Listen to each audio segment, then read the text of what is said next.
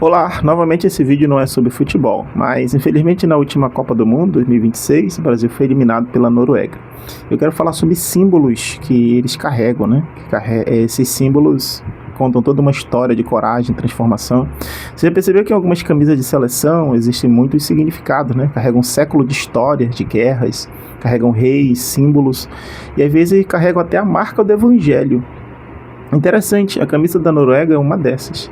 À primeira vista parece apenas um uniforme esportivo, né? Mas quando olhamos com atenção, percebemos que ela conta uma história extraordinária.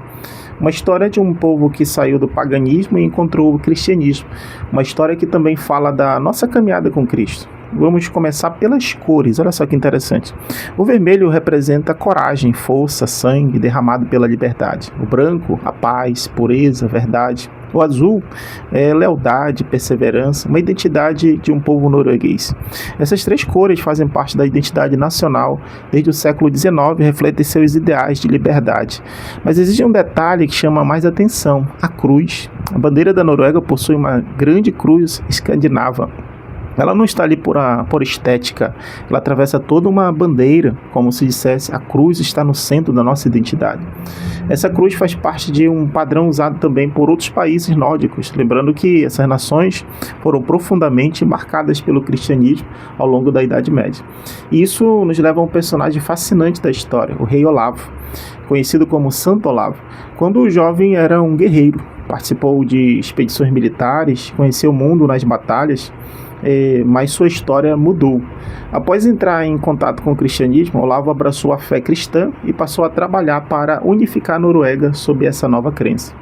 Seu objetivo não era apenas governar um território, era transformar uma nação. Na batalha, em 1030, Olavo foi morto. Aparentemente foi derrotado, mas a sua morte produziu exatamente o contrário. Ele fortaleceu o cristianismo na Noruega. Poucos anos depois, ele passou a ser lembrado como símbolo da identidade cristã do país. E é curioso que um homem morre e sua causa continua viva. Isso faz lembrar de alguém? Sim, lembra Jesus Cristo. Mas existe uma diferença, né? Olavo inspirou uma nação. Cristo salvou a humanidade. Olavo ajudou a consolidar o cristianismo em um país. Cristo inaugurou o reino eterno. Olavo morreu como rei. Jesus morreu como servo. Olavo teve um túmulo. Jesus deixou um túmulo vazio. Isso muda tudo. Agora, observe outro símbolo da Noruega, o leão. No brasão nacional aparece um leão dourado. Na Bíblia, o leão representa autoridade, majestade, realeza. Mas existe um detalhe interessante.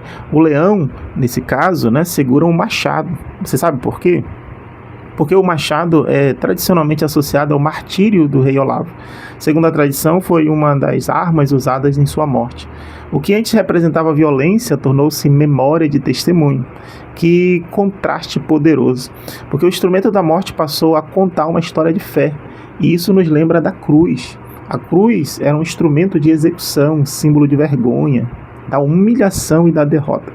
Mas Jesus transformou a cruz, que era sua vergonha e aparentemente derrota, no maior símbolo de esperança da humanidade. Aquilo que representava a morte, agora representa a vida. Aquilo que representava a condenação, agora anuncia a salvação. O machado aponta para um rei que morreu. A cruz aponta para um salvador que ressuscitou. E há mais um símbolo, que é a coroa. Ela aparece sob o escudo da Noruega. Representa a autoridade, soberania e a continuidade da monarquia. Mas a Bíblia fala de outra coroa. Paulo escreve sobre a coroa da justiça. Pedro fala da coroa da glória. Tiago menciona a coroa da vida. Enquanto as coroas deste mundo passam de geração em geração, a coroa prometida por Cristo é eterna. Então, percebemos aqui algo extraordinário.